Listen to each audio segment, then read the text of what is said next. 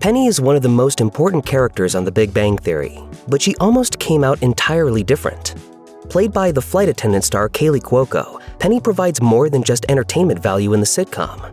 For one, she helps Sheldon and Leonard develop their social skills and ultimately live fuller lives. Of course, there's also a fun appeal to the juxtaposition of Penny's character, an aspiring actress and Cheesecake Factory server, in comparison to her academic neighbors.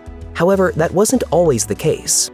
During an appearance on Dinners on Me with Jesse Tyler Ferguson, Jim Parsons discussed changes made to the original Big Bang Theory pilot, and one of them would have made Penny a totally unviable character.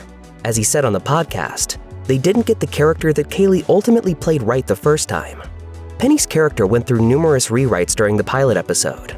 Originally, when she first met Sheldon and Leonard, she was a savvy, street-smart manipulator rather than the kind-hearted girl from the Midwest fans are used to.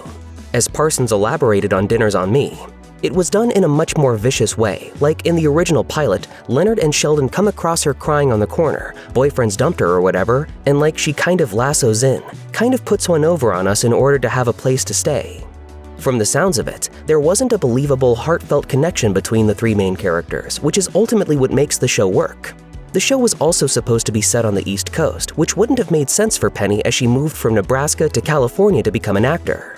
Chuck Lorre and Bill Prady may have created The Big Bang Theory, but Kaley Cuoco deserves a lot of credit for shaping Penny into the character so many fans have come to know and love.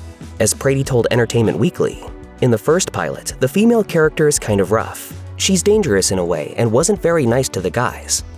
Okay, you guys can buy me dinner, but that's the end of it. The end of what?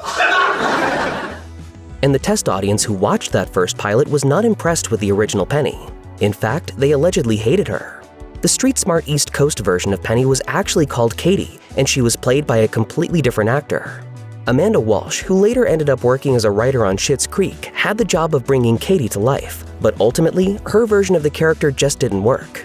Walsh was happy, however, that the show moved in a completely different direction from what had been set out in the pilot script. As she said in The Big Bang Theory, the definitive inside story of the epic series, the fact that it wasn't immediately picked up and there was such retooling made it an easier pill to swallow.